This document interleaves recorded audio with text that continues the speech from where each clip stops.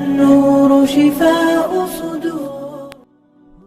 ҳуқуқи зан болои шавҳар ҳамчуноне ки шавҳаронро болои занон ҳақ аст, занонро низ болои шавҳарон ҳақ аст. ҳуқуқи зан болои шавҳар 6 то аст ки ҳар як мард бояд онҳоро риоя кунад. аввал он ки бо зан хушгӯӣ ва тозарӯй бошанд. ҳақ таоло фармудааст ки бо занон зисти хуб кунед то тангӣ набинанд. дуюм он ки ӯро кори берун нафармоянд то назари номаҳрамон бар вай наафтад.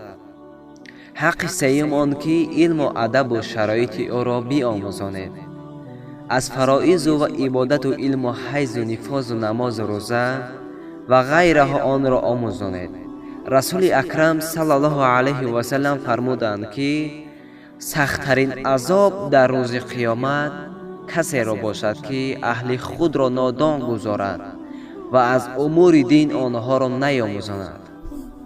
ҳаққи чаҳорум он аст ки ӯро таоми ҳалол диҳанд ва либоси ҳалол пӯшонанд.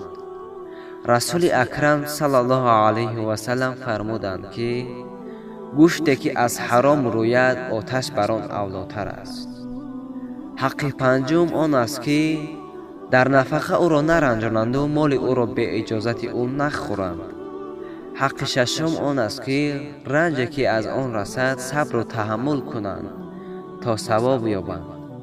дар ҳадис омадааст ки ба ривояти Анас ибни Молик радияллоҳу таъала анҳу, худованд аз ӯ розӣ бод, аз расули акрам саллаллоҳу алайҳи васаллам ки фармуданд: ҳар ки беваҷҳи шаръӣ зани худро бизанад, осӣ шавад ба худованди таъола ва расули акрам.